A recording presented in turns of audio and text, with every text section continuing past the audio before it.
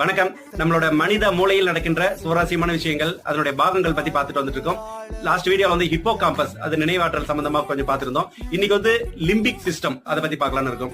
Limbic system நேத்து பார்த்தோம் இல்லைங்களா, ஹிப்போ காம்பஸ் அதுவுமே இதுக்குள்ளதான் அடங்குது. அதாவது செரிபெல்லம், பெருமூளைன்னு சொன்னோம் இல்லைங்களா, அதுக்கு நடுப்பகுதி ஃபுல்லாவே லிம்பிக் சிஸ்டமால் ஆனதுதான். அந்த லிம்பிக் சிஸ்டத்துல என்னென்ன பகுதிகள் இருக்குன்னா, நேத்து பார்த்த ஹிப்போ காம்பஸ் அதுலதான் இருக்கு, அமிக்டலா அதுலதான் இருக்கு, மெம்மாலியன் பிரெயின் அதுலதான் இருக்கு.